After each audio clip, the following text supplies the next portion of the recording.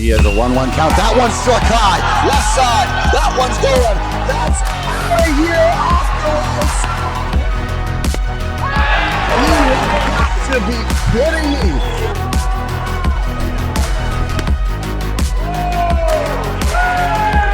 Fireworks. And here you go.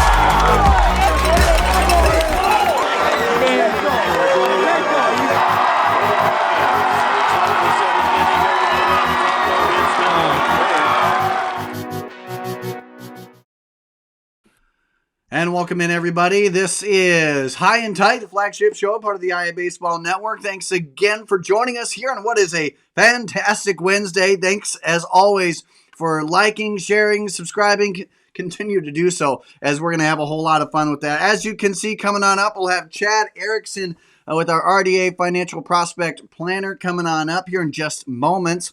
Plus, we're going to take a look at the Pella Dutch as we get a look from the coaching staff on what that looks like. Coach Jablonski joining us as we dive into really what's going on there, what the conference looks like, and his take on just the setup of baseball at the moment. It's just kind of a fun conversation that we really wanted to get Coach on and have that conversation. But first and foremost, ladies and gentlemen, let's hit right into it here. Again, make sure you like, subscribe, and if you're catching this on YouTube later, then hey, thanks for joining us. Give us a like and a ding and all that. Plus, a whole lot more coming on up down the road. Plus, today, we'll be giving you a chance to get this cap, this nice, cool, all-black IA cap. You could win it. And again, courtesy of the folks at RDA Financial for making that happen. So, hey, let's get right into it. It's time, speaking of RDA Financial, for our Prospect Planner.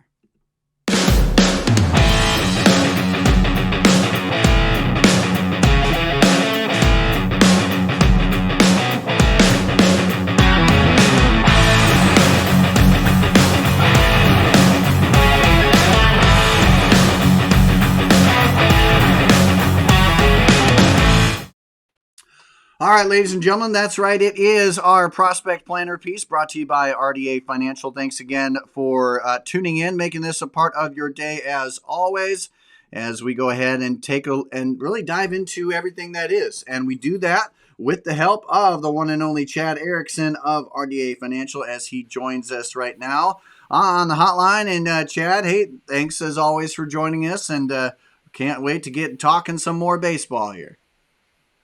Absolutely, plenty of baseball going on. Got to watch baseball at breakfast this morning, live from Korea, South Korea.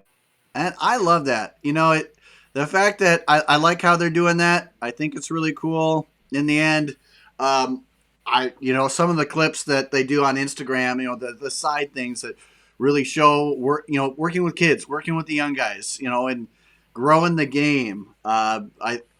Baseball is a great sport. It's always going to be that. But hey, let's dive into it here, Chad, as we take a look. One thing I want to say is, again, congrats on your son getting that commitment.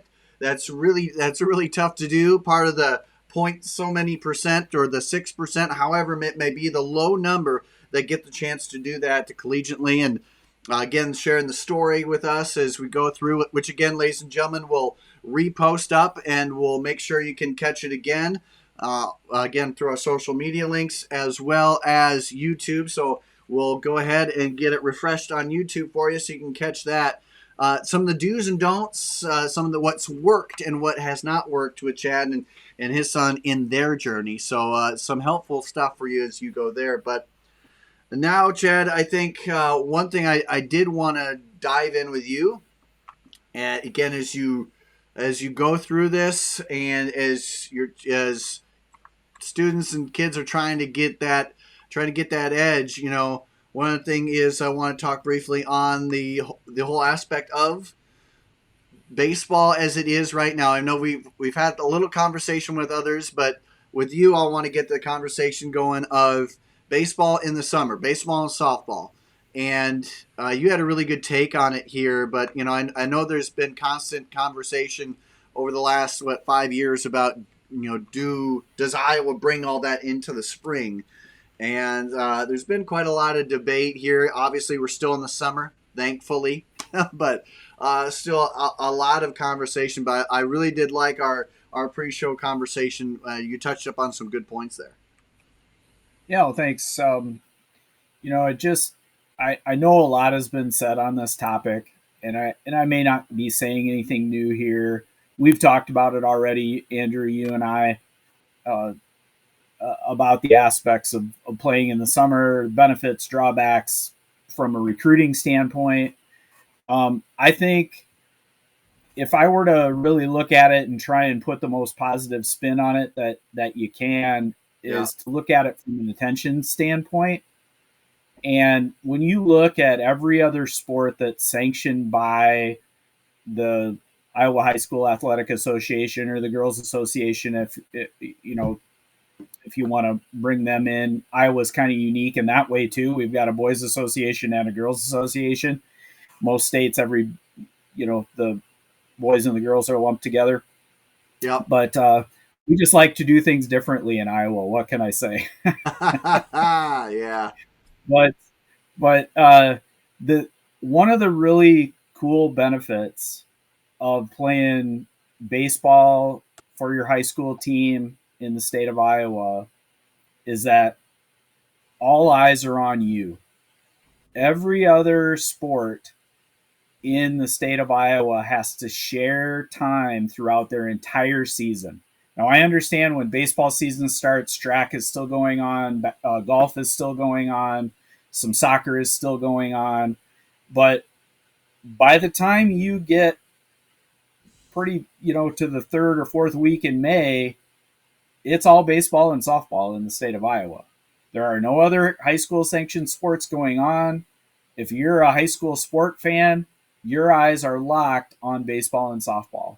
Yep. So you have the opportunity as a baseball player in the state of Iowa to be in the unique situation as a student athlete at the high school level to have all attention put on you, right? When you win that state championship, there are no other teams that are out there that are going to have their championship next week or that already had their championship. Everybody's looking at baseball and softball in the state of Iowa and saying, boy, who's going to be the champion? And I know you guys have spent a lot of time talking about that over the last few weeks, right? It's been entertaining to hear your takes and we'll find out when the games are played, right? That's the beauty of it. Yeah. So that's my take. It's a situation where, boy, you're really fortunate because you're the only show to be watched, right? You're the only thing. Yep. You're the only thing on TV, so to speak. If you're a high school athlete in the state of Iowa playing softball or baseball. Yeah, and I think one thing to add to it too with that, you can't. It's nostalgic in a lot of ways. There's a lot of logistical advantages for it, and I mean, again, you are the show in town, and I think it should be that way. And I've gone to back to the basics of how do I say this the right way?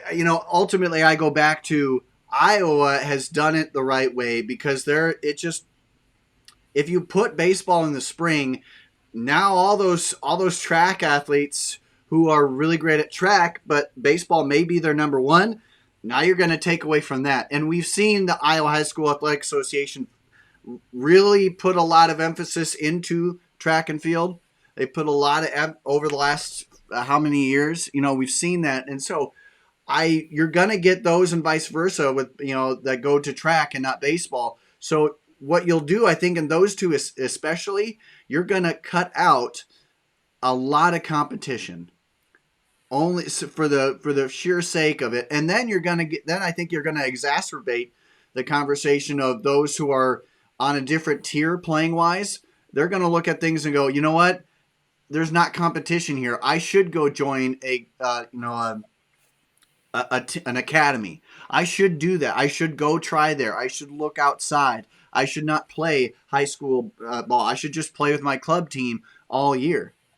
And so then you just decrease I don't want to call it this way, but you decrease the product. And so I like the fact that when you look at it this way too, there are a lot of athletes will say this too that go, man, I don't know if I want to have my summers taken up. I like baseball, but maybe I don't want to play baseball. And there's arguments for that as to why there, but I like your take. I think it's unique and it brings something. It brings something to the table. Now, for again, we'll try and get some people on that have been both in the AAU scene and of course high school sponsored teams as well. So we'll get that mix of AAU and high school and what that looks like. I know that our friends coming out there at Dugout Sports, Jay Wannell, who has seen both sides, he'd be one of the cool guys to talk to on that as well. But yeah, very, very intriguing with all of that. I like it where it is, man. I think tradition too, Chad. I mean, it's just you. I like being able to watch, go play games, and then College World Series steps up. You go and play a game, watch College World Series with your team, and I just think it adds a lot, and I do respect the dead week at the end of the season. So now families can have that vacation time if they choose. Yeah, exactly. A lot of families do that. We're one of those families. You plan your summer around baseball, and that you're going to be busy going from field to field. We've been doing that for a lot of years in our household, and it's a couple summers from now, those things are going to change in our household. But it's certainly something that I look forward to, and I know my wife looks forward to it, and grandparents and aunts and uncles and cousins. We all love following the sport, and sometimes it's on a little league field, sometimes it's on a high school field. Soon it'll be a college field. So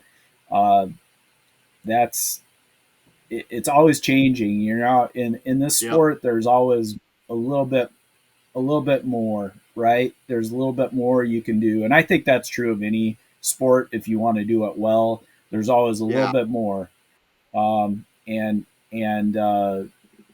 So I think, Iowa is unique in that it gives the players the ability to truly focus on one sport. You're right. And allows the fans to focus on one sport as well. If you want to lump baseball and softball together, because Yeah, and too, what I think adds to that is when you get this. Again, the whole that you are the only game in town. You just don't have that fight for competition. You don't lose out on things in the end. And I think when you put it in the summer, you get what a lot of northern states will never have, and that is more games. Right? The 40-some games you're allowed to have, the fact that, unless it's a rainout, which happens, but over 90% of the time, you have a great chance as a school. If you want 40-some games, you get 40-some games. You can play them. Now, you get into the spring. Now, this has been an unusually, we've had, way back in the 1980, I believe we've had a similar warm winter, but you don't know if we'll get this kind of winter again. So you get those 3 inches of snow on when it's March. And do you really think that you're going to have a lot of fields that are ready to go and that are playable nonetheless? Yeah, you're going to give out, because I know there have been schools in Minnesota who have given out on games because their field isn't ready, right? Because of all the weathering and all the snow. Even if it's not snowing, even if they can clear everything off. So you're going to hopefully get half of your games in. And so again, going to that conversation of do I do my season with my high school team or my AAU team? Ultimately, they want more games to play. They want more chance to show themselves as a player, I would think, right? So if you're gonna cut it to the spring, then you're also saying to them, hey, you're not going to get as many chances here. And what you're going to see is guys that go, no, I'm not going to play in this. I might as well go, because you got spring leagues going up all across with all of these different entities. Perfect Game, PBR, all that. Your sons have played in that. Your sons have done the whole gambit, right? And so from a parent standpoint, this too has got to be, I would at least think that it adds a little bit less hectic of a schedule if it goes into the summer. Yeah, I think you have a structure, and it's certainly cost effective. Let's put it, let's bring it down to dollars and cents, right? Yeah. I mean, it's cost effective to play high school baseball as opposed to playing club somewhere. And so that's a benefit to the student as well, because there's an opportunity for playing time. You're getting 40 games in, give or take a few, depending upon how far you advance in the postseason, etc. And it's all about giving the young athletes an opportunity. And I understand club ball, maybe it raises the bar a bit, competition wise. We've seen that over the years, that if you're playing junior high baseball, for instance, versus playing AAU baseball, if you or USSSA baseball, yep, rather, that's more prevalent in Iowa. Yep. And I would say, if you put up a USSSA baseball team against a junior high team, for instance, it's not going to be pretty. Because you get a handful of guys that are playing kids that are playing travel ball against a school junior high team, it's going to be rough for the other team. Yeah. Just because of experience, saying nothing about athleticism. It's just the experience. And the games, the experience, the time that you end up playing. I think that's going to be really that's something. And again, we'll talk with Coach here coming on up about that in about 5 minutes or so. But I think that's really, again, it's I want to see these guys play, and I like the tradition of it. I like the guy, travel ball is important, but then again, it's also for those who are looking to take that next step. I think, Chad, I think it's safe to say that if you're looking to play travel ball, you're also looking to try and get yourself to that next level, which is great. Some guys go, man, baseball's my second or third sport. I still want to play it, but it's not something that I'm going to be pursuing there. So again, I don't know. Maybe this is just the nostalgia. I do think it's very interesting. And again, ladies and gentlemen, we are with our prospect planner piece right now. Coming on up, we're going to be talking Pella Dutch and all that's going on there. Great program. And hey, we got a lot of excitement coming in. Of course, not only from the conference, but of course from Pella as well. A lot of good things, and we'll talk all about that coming on up again about 5 minutes or so. But again, Chad, as we continue and kind of wrap up here, I think I like your point. When you can get, you take a look. In the winter, you have wrestling, basketball, I believe swimming and diving. I know that they kind of split that up like golf. I know there's fall golf and spring golf, and fall with volleyball, football, baseball, softball. They're the only things there, and I think in a really heavily recruited type of sport where there's a lot of things being thrown around, a lot of videos, a lot of analytics, you know what? Why not try and get a little bit more of the limelight? I think that's a great idea. Yeah. So everybody's going to have their take on this. This is certainly a hot button topic. I think it's great. Yeah. Playing a high school sanctioned sport in the summer, and I think it just gives more kids opportunity to participate in the sport. I think it would be much, much more difficult in the early spring to do this. Mm-hmm. And you look at this weekend. We've had beautiful weather. My youngest has played several games already on the weekends. Yeah. How'd Last that go? weekend we kind of decided maybe it was a little too cold to go out Yeah. and play, cold and windy, with the wind chill. So the game got canceled. But this weekend it's going to be a different story. There's supposed to be some kind of winter storm bearing down, and maybe we're going to get some snow on Sunday or Saturday, or You know, might get some rain. Chad, I'm It's going to wearing be my cold. Pelican shirt here, or my Toucan shirt. I'm hoping to Right, usher in spring here. I'm right. trying. I'm trying, Chad. I'm trying. And I got my St. Patty's Day Cubs hat on I now here from noticed. spring Yeah. training. So it's we're hoping for the best, but we may not be playing ball this weekend.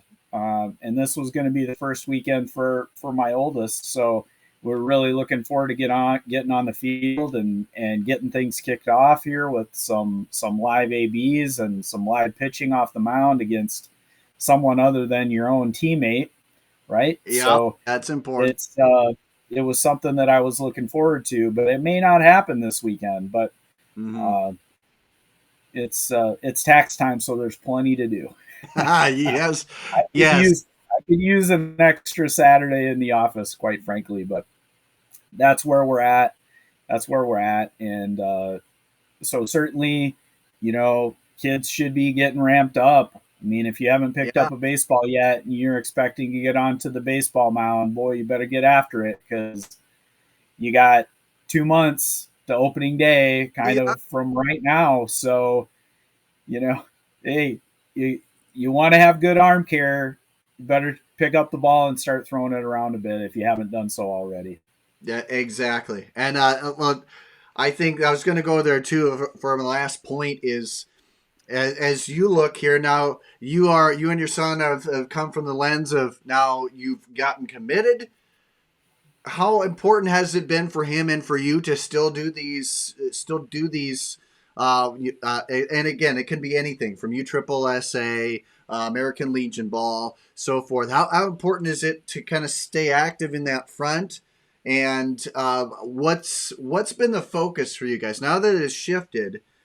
I know that I know that you can't stop. You can't really just stop and breathe. I mean, you can a little bit, but there's always the pursuit of more. So what's the focus as a parent now as you look at what to do, what to get ready for? Because you're no longer doing those events to get committed, right? And so what's the outlook like right now for you and your son?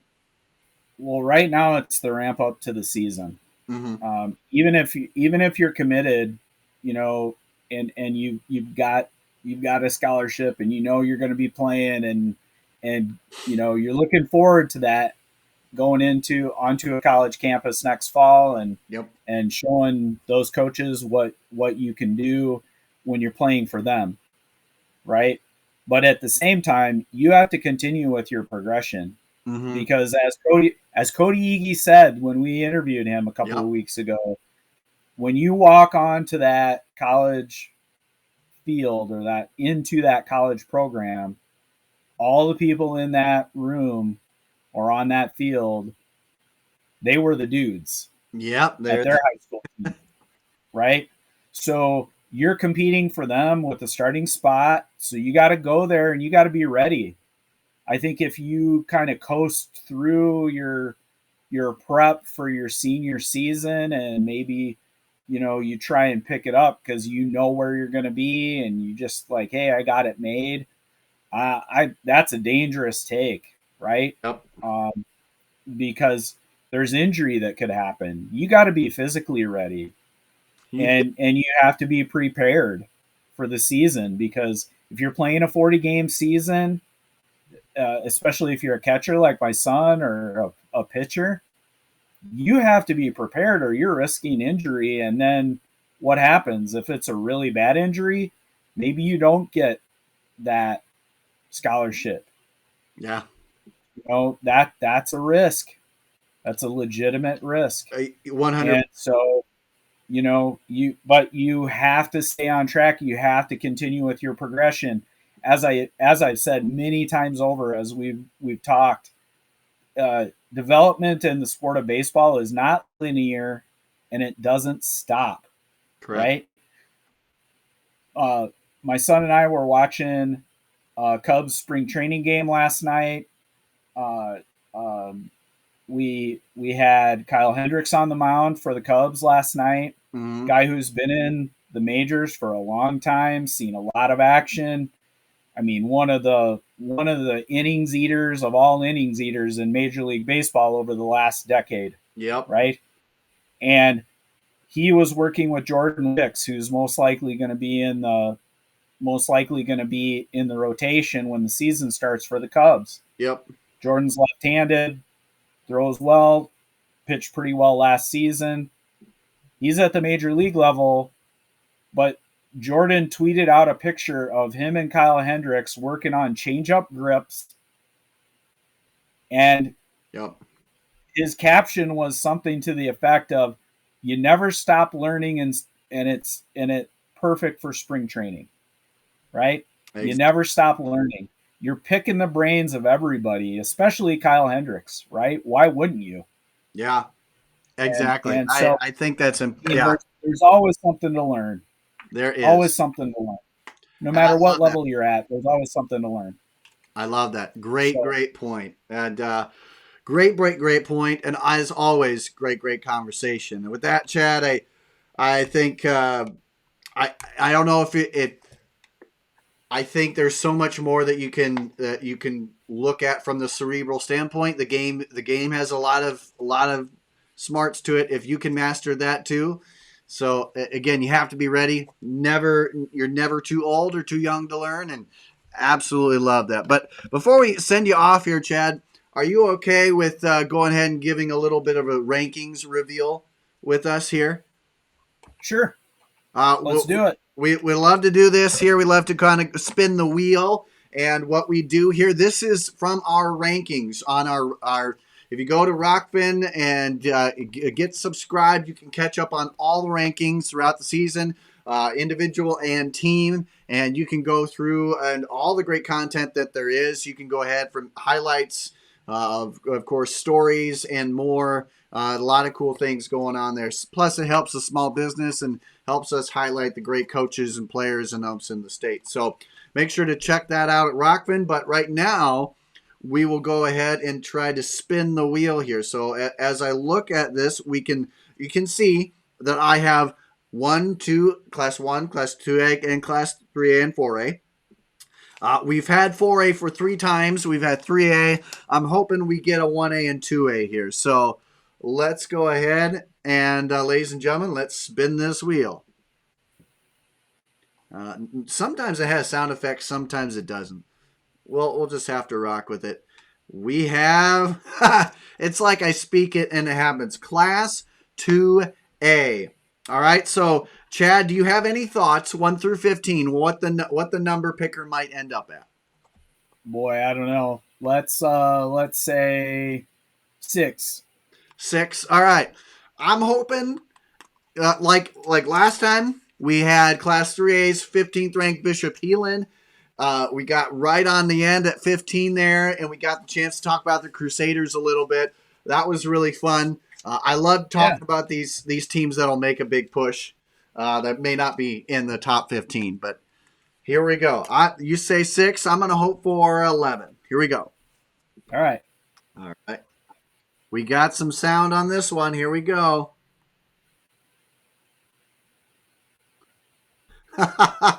Class. Hey, in the end, it works out, right? Number 15 is the ranking there. And as I go through, I want to make sure to for everyone check out more of what we got. And of course, as I come back onto the scene here, don't forget that we have a whole lot more coming out on up. And of course, make sure to email us at iabaseball.com there. As you can see, again, we're sitting there, and rightfully so.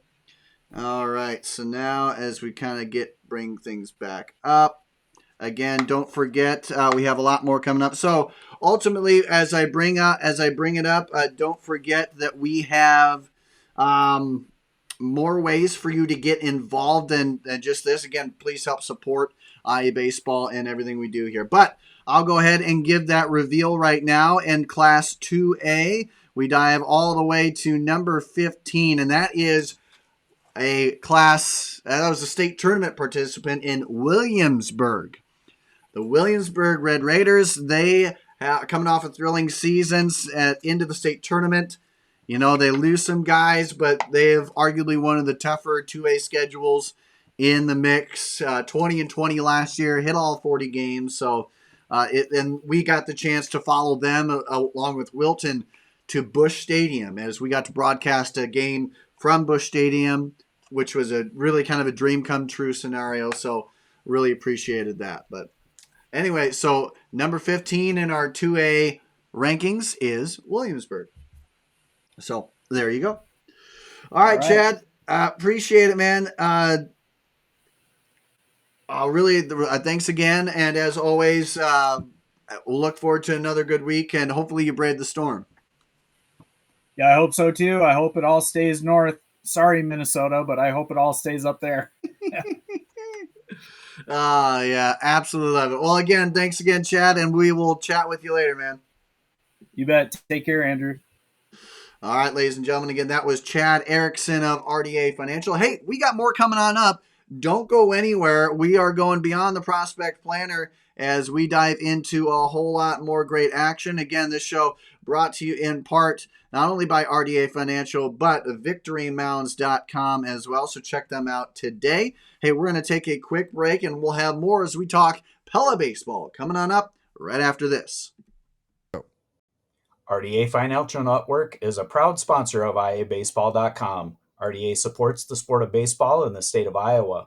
We believe the game of baseball promotes many values such as hard work, determination, and teamwork, values that matter on and off the baseball field, and values that we demonstrate to our clients every day in our offices across the country. RDA provides financial planning and wealth management services to our clients in 6 communities in the state of Iowa. RDA Financial Network is an SEC-registered investment advisory firm. RDA advisors may offer securities through United Planners Financial Services, a member of FINRA and SIPC. United Planners is not affiliated with RDA Financial Network nor IABaseball.com. Please visit RDAFN.com to find an RDA advisor near you. Hey everybody, there is something big out there for all you softball and baseball fans, coaches, players, and more. It's called Victory Mounds. That's right, from portable pitching mounds, field products, and field services trusted to use by both coaches and players alike, there's a whole lot to love. Mike Donahoe, who's in charge of products and equipment, makes sure it is nothing short of premium quality. Plus, Craig Allison, who's the national sales executive, is one of those journeymen who just knows baseball back and forward, can do it in his sleep, can eat, live, breathe it. He's got it all. And of course, Rush Niggett has been there. He's seen what's worked at high school fields, what worked at college fields, what doesn't work at any field. He has got it all. All 3 of them are journeymen who know what to look for. So make sure you check them out today at victorymounds.com. And hey, oh, by the way, if you mention that you heard them on our broadcast, you could earn a free assessment on the playability of your field. That's right, they'll come out, check it out, and see how playable it is and beyond. They'll help you get your field to the next level. That's right, they've got everything and every question answered. That's right, from pitching mounts to pitching rubbers, home plate, and beyond. They've got it all. And all you have to do is check out victorymounds.com. Every question is answered right on their Q&A section, so make sure to check that out today. And hey, make sure to have it a great day with Victory Mounds. All right, ladies and gentlemen, welcome back here as we continue along. And again, a great show. And again, any thoughts that you may have, anything that you want to hear, let us know. And hey, if you want to be a part of the conversation, make sure to comment on Rockfin as well as YouTube, wherever you can get us social media. We always give clips and stuff from shows, and we really love it if you could be a part of the conversation as well. Speaking of the conversation here, we are going to bring up a conversation as we go and talk Pella baseball. That's right. That's why I got the big P here as we go ahead and talk about what's going on there. And we do so with the one and only Coach Jesse Jablonski joining us here on the Insulites.com hotline. And I'll switch you over there, Coach. That way I can get the P right there for you. But first off, Coach, I want to say thank you for taking the time to join us today. Yeah, thanks, Andrew. I really appreciate having me on. Looking forward to talking some baseball today. Well, first and foremost, what I want to talk on to start is the fact that we're getting ever so close, and I know that there's been activities happen, pitchers, catchers. I know that there are other stuff that can go on right now, so we're slowly inching closer. Where are you at right now in terms of? I know you're probably ready, but I know as a coach, it's so much different than the media guy who just wants baseball to happen right now. I know there's a lot that goes into prepping before the season, preseason, beyond. So where are you at right now in terms of just the eagerness to get ready and get this season started? Well, I think, all coaches would probably tell you we're never all the way ready. There's always things that we can be working on and continuing to get better at. But, the patience is tough. It's a tough thing to hold on to during this time of year. Once you get through spring break, we just got back from that this week. And, we talked with our guys. It's a 6-week, 7-week, whatever it is, sprint to the season now. So, we're quickly running out of time to continue development and get ourselves ready to go. So, we've been going since early part of the calendar year. So, I think we kind of break up our off season into kind of some different modes, right? Early on, it's just kind of knocking off some of the rust and, just getting back into the swing of things. And as we get through into close to spring break and after spring break, that's when we start getting into a little bit more live with our pitchers starting to get on the mound and getting some bullpens in and really kind of starting to ramp things up. And then after spring break, really those last 3-4 weeks before the season begins, that's where we really start really focusing on live reps and getting outside and hopefully getting some live ABs with our guys. And whatever scrimmages we can get in, it is great. So right now we're just kind of almost into that transition period between starting to throw some live things and getting outside on the field and everything. And unfortunately, the weather kind of took a dip for us this week. So we were hoping to be outside after spring break after the nice weather last week. But, that's the way it is in Iowa, right? Yeah, and this weather, it's almost teased us. Again, I talked with Chad Ericson before, but I have my Toucan shirt, Toucans. I thought maybe I could start to will some actual spring here, because let's be honest, it's spring in Iowa. You just go from winter to summer. I think it's kind of tough, but I think at this point, how much do you, Coach, try to get that outside? Trying to get outside with them. I know that it's important, but what kind of line do you go with? And you talk about different modes. I know there's benefits to doing stuff inside versus outside, but how much do you try and get outside work when you can?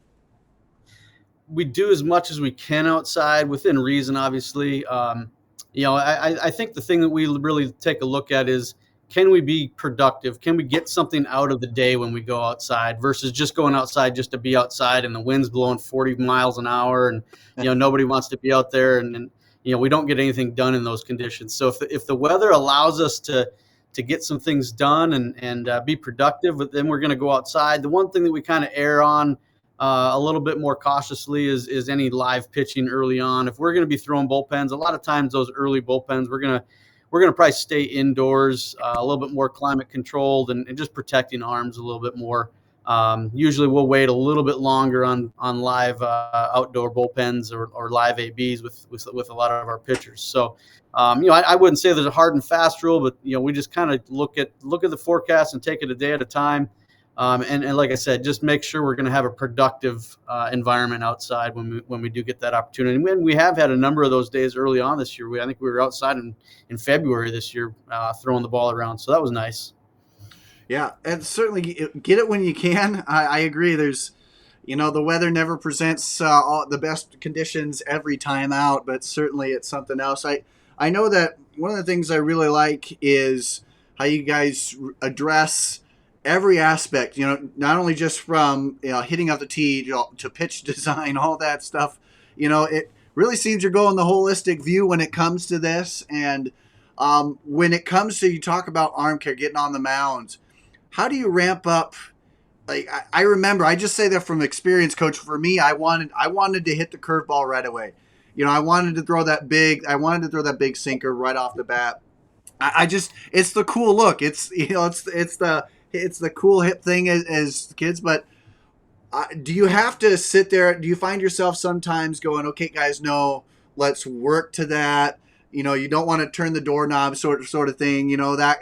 But do you find yourself having to, I guess, curtail the excitement a little bit? Because I know a lot of these guys have the ability. We've seen it already. They can throw some good stuff out there. Do you have to kind of ramp that up or curtail that at this point as you get ready for the season? Every year, every player, pretty much, yeah. And I was no different probably when I was that age too. So yeah, the excitement level when we first get going in the off season is at an all-time high, right? Everybody's excited to be back, and that those first couple of nights in the gym are fun, and everybody's just having a blast. And then the monotony of being indoors kind of starts to take over a little bit. So yeah, we do rein some guys in here and there, and guys want to throw that big breaking ball, but hey guys, learn how to throw a changeup first. That's such a better pitch, and so we've tried to focus a little bit more on that. But at the same time, once our arms start working back into shape, then start working on all your stuff. And I love being indoors just from there is a lot of stuff you can get done indoors. Things like just pitch grips and playing around with different grips, and it doesn't have to be just, we're just coming in to play catch. Well, get something out of it. What can you come in and do? And I always have a plan. I always have a purpose for getting indoors or getting outside. Anytime you do anything, have a purpose for what we're doing. And that's really kind of what we try to focus on when we do get in there. What is our purpose tonight? Or what do we want to focus on? What do we want to work on? So, it's a good time to be working on a lot of those pitch grips with our pitchers and just letting them experiment a little bit and just see what works, what doesn't, before we get into game situations, because it's a lot better to fail at a pitch in February and March than it is in June and July, right? Yeah. It goes a lot less further in February than it does when we get to the season. Again, everybody, Coach, as we talk and dive into things, all things Pella, I really again appreciate the time and everything. And again, coming, ladies and gentlemen, from the inslice.com hotline, again, Coach Jablonski joining us as we look at this now, staying on pitchers a little bit. The team last year, grid solid season, Coach. I mean, there's a lot to like about what the team brought to the table. Obviously, third in the conference, which, when you get in the Little Hawkeye, it's obviously, it's a grind. Obviously, that you got there, but 20 wins overall, 12 within conference. That's just a tough feat. But first off, let's take a look on the mound. Really great stuff. A lot of guys had to eat up a lot of innings. You do lose Stewart a bit here, but from Carey, I believe, as I'm just looking down my notes here, Carey, Carlson, Vandeloon. I'm sorry if I'm saying that right or wrong, but it seems as though you have guys that are ready kind of to step up in bigger roles. I know Carey is he was a sophomore last year, but 48 innings. It seems as though one of those that you lose some guys, but man, the guys you got coming back, they're going to help you now and in the future. I mean, how confident are you when you look at this, what the pitching staff brings back and kind of that youthful, energetic experience? Yeah, I think there are probably not a lot of teams out there that can say we lost our number one pitcher, we lost our main non-conference starting pitcher, and arguably our top relief pitcher. And there's not a lot of teams that can say they lost all those and still be pretty confident and feeling really good coming into the season. But you're exactly right. We've got a lot of confidence in both Nathan Carey and Nathan Vanderloon. Both those guys pitched as freshmen, so we, as sophomores last year, we already had a lot of confidence in what they could get done for us.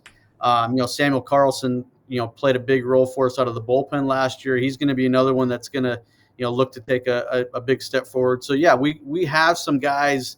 Tanner Rowley threw a few innings for us last year. I think he's another one that's primed to step forward. Lake Kalman, Isaiah Kettler, I think could be some good bullpen arms. Tegan Hoekstra pitched all JV for us last year. We just had a lot of depth, and he's only a sophomore this year. He's gonna really challenge to get into some rotation, maybe conference or non-conference games as a starter even. He had a really good year for us at the JV level. He beat Johnston's JV, and obviously Johnston, one of the premier programs in the state. So we're really high on him. So yeah, we have a lot of guys that are primed to step in and fill those 60 or whatever innings that we lose. I think we're really confident in the pitching depth. We're gonna be able to trot a lot of guys out there that can get the job done for us. So, we lost some really good arms, but we're really confident what's coming for us this year and next. Again, ladies and gentlemen, Coach Jablonski joining us from Pella, and hey, what a great group this was. You mentioned guys that you can float out there and put on the field and just do some great things. I mean, the last couple of years, Coach, and that includes, all the way back to your most recent state title run or state tournament run. It's a really good group of guys. Obviously, they're fun to watch, and I know you know that. It's really cool from our standpoint as well. You mentioned Isaiah Kettler is I don't know, Coach. For me, it seems like he's been in baseball for 5 years now. Just the way he plays, he is so prevalent, not just on travel ball scenes as well, but the kid can hit, he can play, and his style seems like he's not. Last year, I had to do some double takes. I go, this kid can't be a sophomore. I mean, he plays like a senior. And I know that you have a lot of guys, Sherm as well. We mentioned Carey, guys that, how exciting is it, one, to have that, again, from the hitting side now, guys that have that experience, not just with pitching, but hitting, that they have, that's varsity experience they know, and Little Hawkeye experience that they know. So they're not walking into any cupcake by any means, but they have that. And first take on that, and then what's it like for Isaiah Kettler and those guys, and what's it like to kind of take on guys that seem like they've been seniors for years? Yeah, and you mentioned a few times that the Little Hawkeye Conference it's a grind. There's never an easy night in conference play. It's just every team has one or two big arms, and those are tough to get through and navigate through.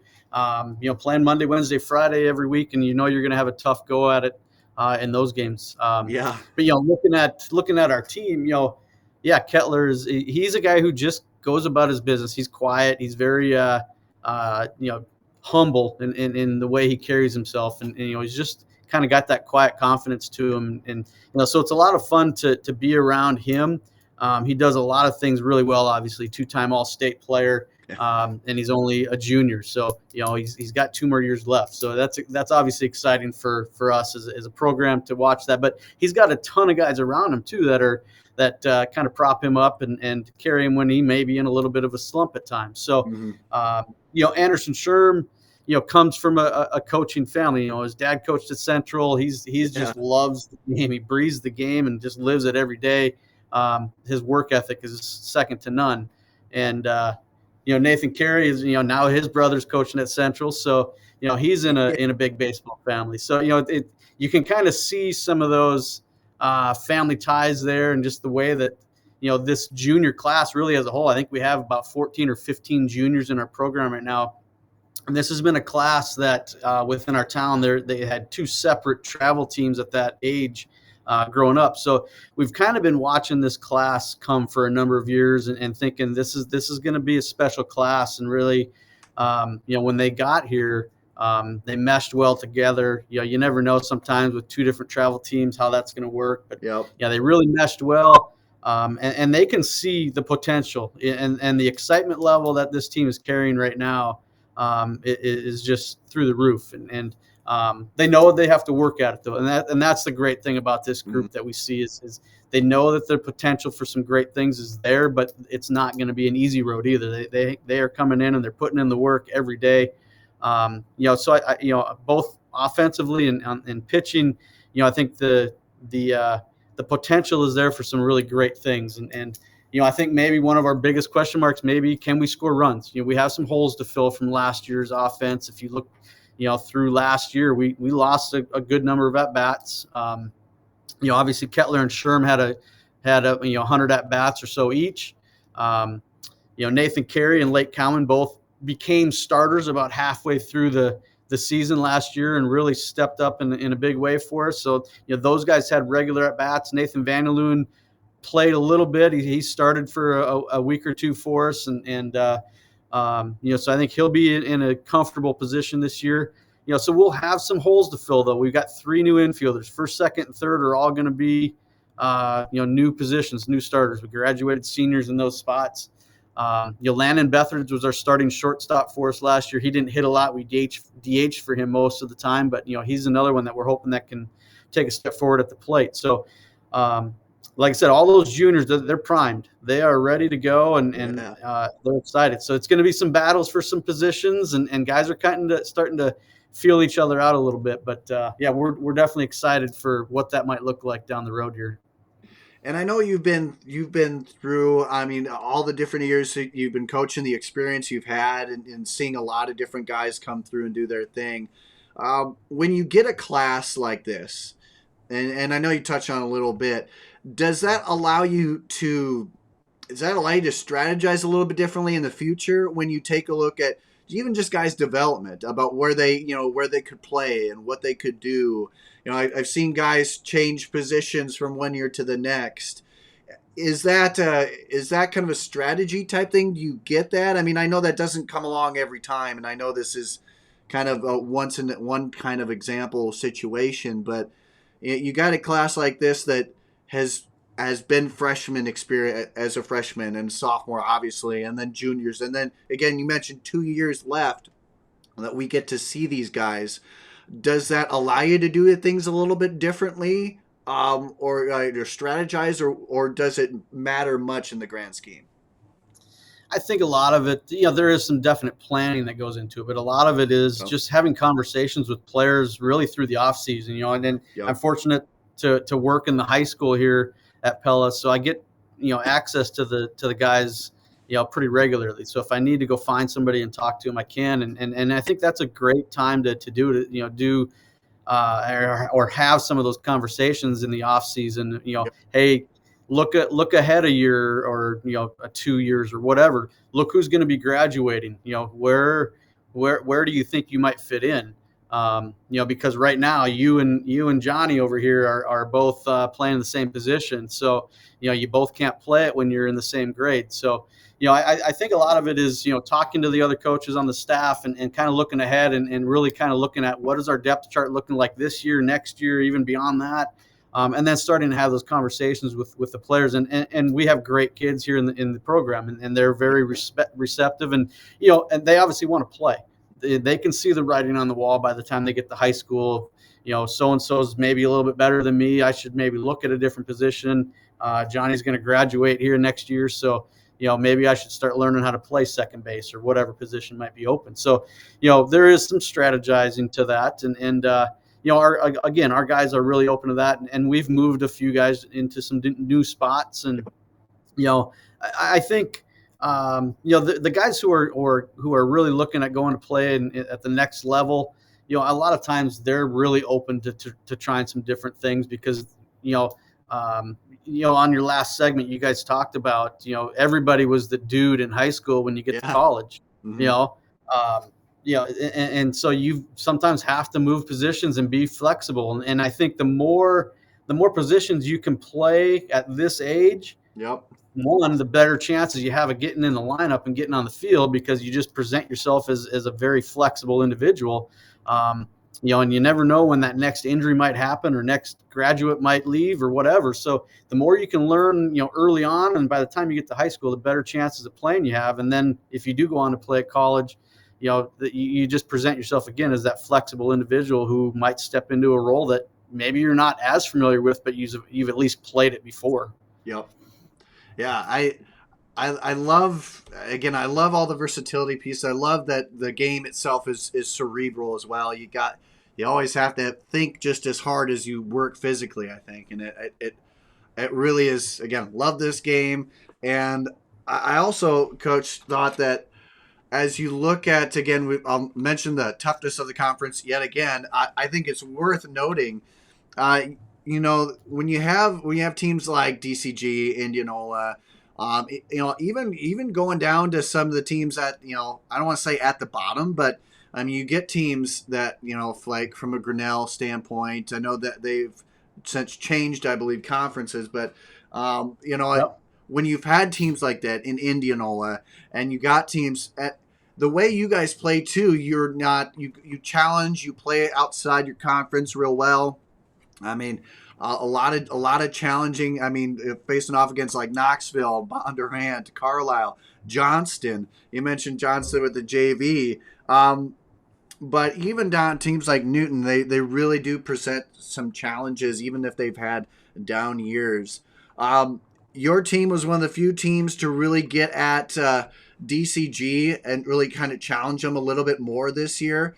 And looking at the numbers, now every team challenges. I'm not saying there hasn't been any other team to challenge, but when you guys have taken a look at your secret sauce or whatnot, those games really seemed, and they could have flipped the other way. I believe that first game in June, I think it was a doubleheader, split that one, winning, lost 1-1. But I remember looking at that and talking to people and go, it could have gone the other way.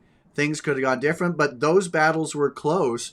How exciting, or what was it like to be in those kind of a battles, with teams like DCG, Indianola, teams that play up a class, yet it just seems like you guys are right there with them.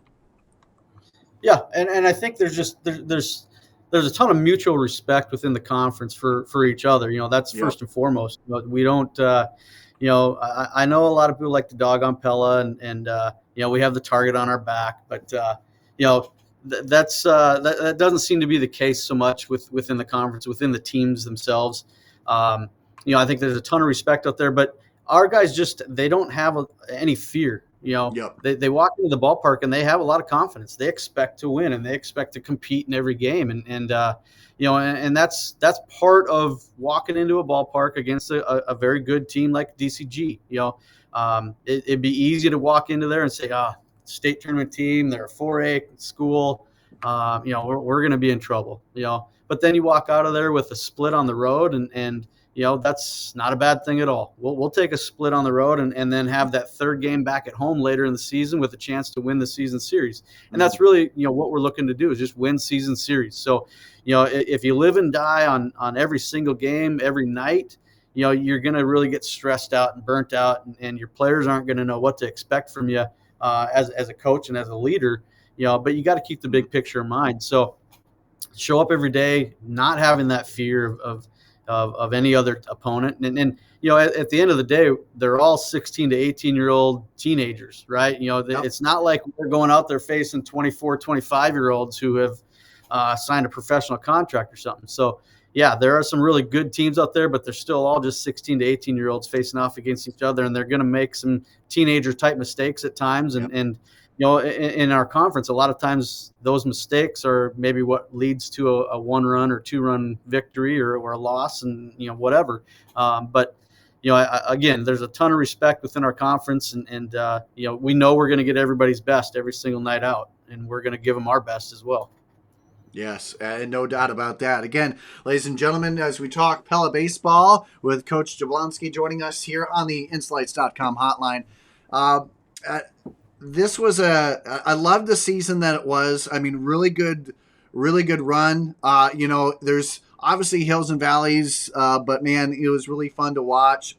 He took down a good Grinnell team in that first round, and that Knoxville team, man, that was just a kind of a tough team as well. You just run into it, but again, very competitively. And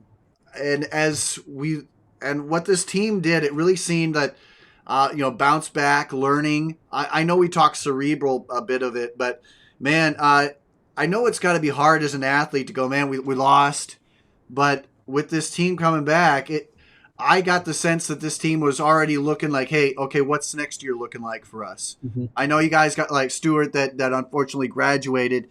I wish we could have him here for 5 years or 5, 6, 7 years, on the high school scene. We all do. But this team really, I know it burns, but it seemed like they kind of bounced back. I mean, that's at least the kind of sense I got from it. And I think that speaks volumes to, one, the program, your coaching staff as well, Coach, and the community. I think the community looked at it. Okay, next year we're not just gonna win past the second. We're winning it all. And I like that. I like that confidence, and that was really cool to hear.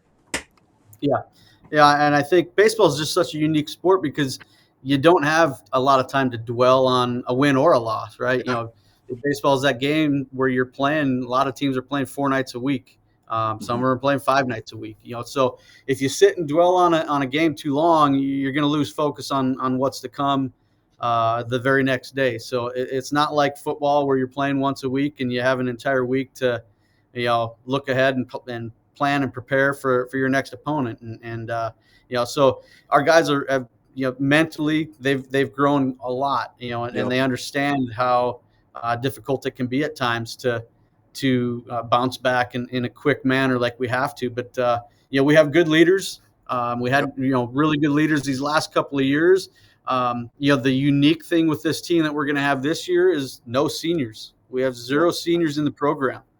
So our juniors are going to be put into a little bit of a tough spot this year. They're going to be forced to lead a little bit earlier than maybe they had planned on, or maybe they're not quite ready. But we're doing everything we can to get them ready, and they've really taken on that challenge really well. We've had some leadership classes with them, and just getting together and just talking through some different things and getting them prepared for their season. And leadership's at this age is a scary thing at times, but our guys have really taken on the challenge, like I said, and they're ready for it. And I think as soon as last year was done, this group of juniors was already talking about this year. They're ready for it. Yep. So they were sad to see the last year end. Don't get me wrong; they were not completely sold out on last year. They wanted to go as far as they could, especially after making it to state as freshmen.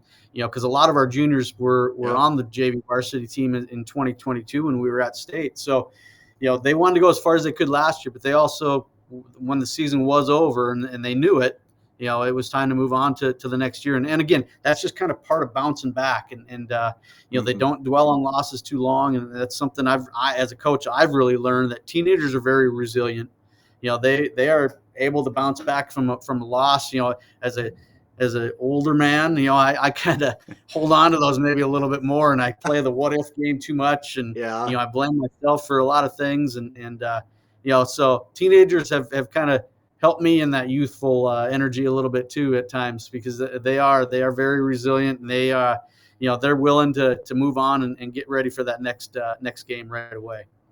Yeah, well, and I mean, gosh, absolutely love it, and I cannot wait. Again, this fires me up to start again. I know that we have to wait, and I know you start taking on, I believe, Bondurant Farrar right out of the gates, and then kind of getting in some teams all the way from across the state here: Clear Creek, Amana, Centerville, PCM, and again another Carlisle matchup. Absolutely love those. And again, we can get into all this, a lot of cool things. The schedule, again, as I look at it, loaded, and nothing easy. And as we wrap up, Coach, I do want to talk on just the schedule itself as well. it seems like the conversation on when the schedule takes place has kind of ramped up. I know that as you have travel ball and a lot of things getting more highlights now, I think that's maybe where the cases where we're having these more of these conversations. But again, I think last year we saw with the potential that of the high school association to change the schedule from game amount to just when it takes place, so summer or not. But I want to start there on when it starts. I have known nothing more than when I grew up playing in the summer, and that felt organic to me. And I'll be honest, naive as I am, maybe it's ADHD, whatnot. I'm wearing a Toucan shirt for crying out loud, but I always thought that, man, that should have been the case. And I thought, man, this, to play in the spring is like, no, that's not what you do.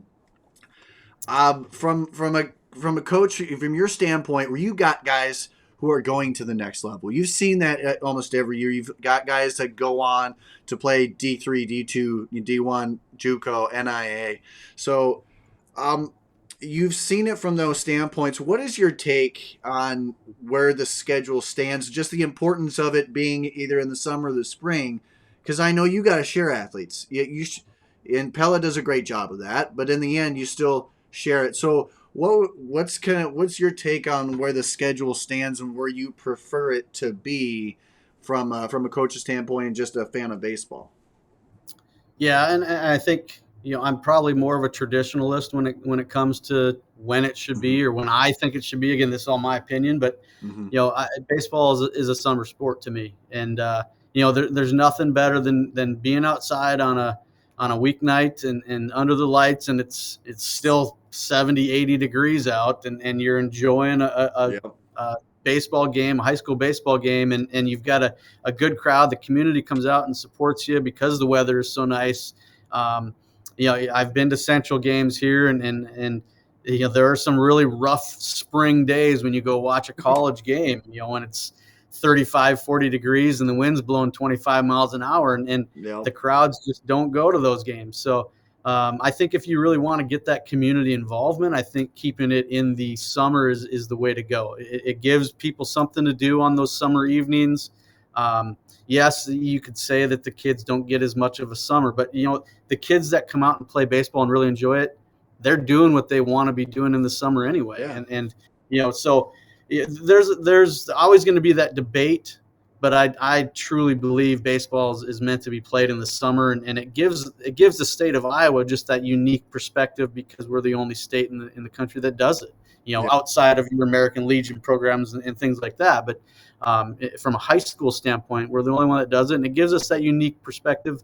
And it does allow for maybe some college coaches to come scout guys a little easier because we're playing outside of their season. So maybe it gives our guys a little bit more chance to be seen in game situations versus just maybe going to showcases and things like that. It does make it maybe a little bit tougher for some players to get recruited because it makes your junior season such an important year to be seen.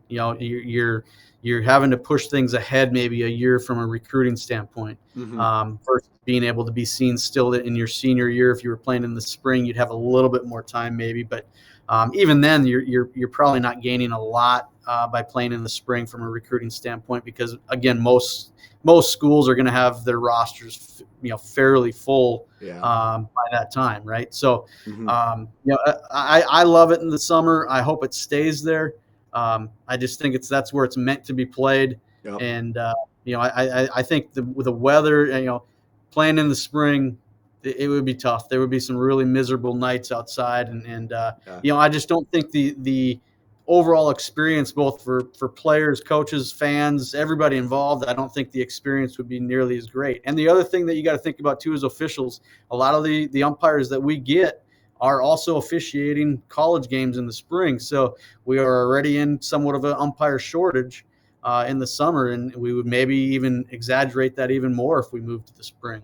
So there's a lot of things that the state has to consider when it comes to making that decision.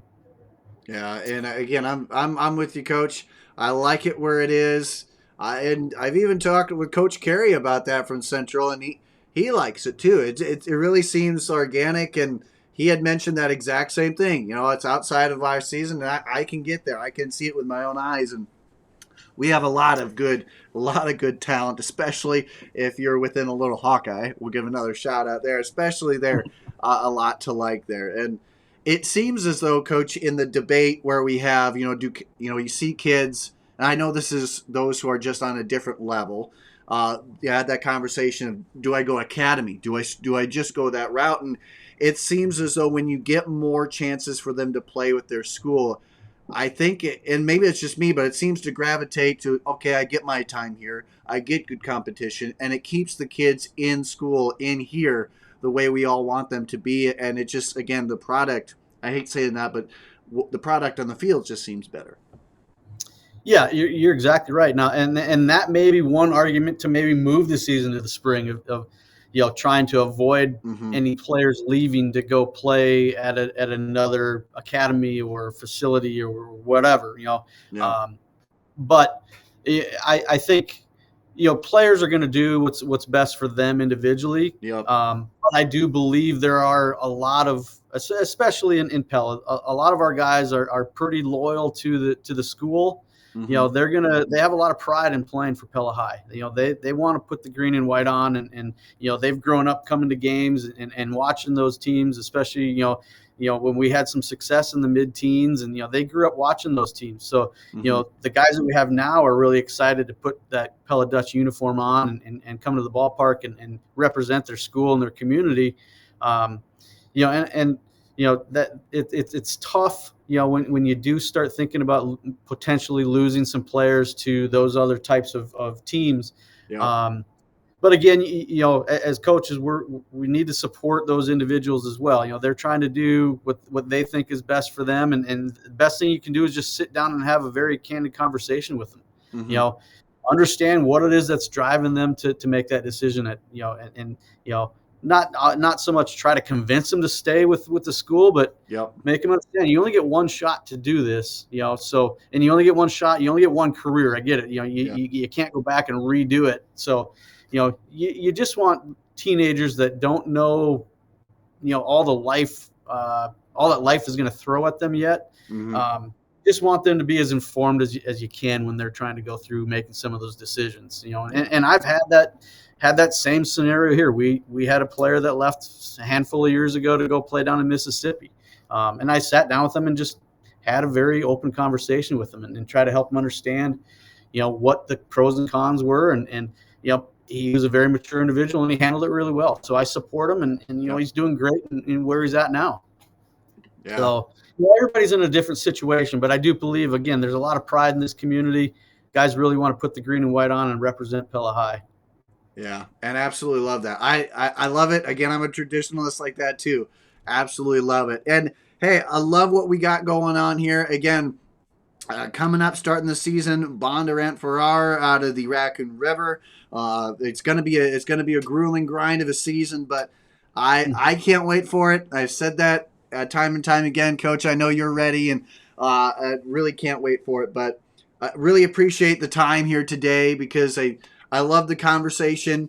At least it keeps me from going a little crazy. I don't know. The shirt may say differently, but I really appreciate the time, and not just that, but what you do for baseball. The state is so much better off with coaches like you in it, and so appreciate what you do, and not just that, but for education as well. So appreciate all you do. Yeah, thanks, Andrew. Really appreciate the words there, and right back at you too. You're such a big promoter of the sport, and whether it's programs or players individually, the thing you're doing here is such a great thing. So always a joy to talk with you, and look forward to doing it again sometime in the future. So, oh yeah, definitely. Once we get closer to that season, hey, we might even end up on that whether it's cold or warm, we'll end up on the field with you here sometime. Sounds good. Look forward to it. Thank you.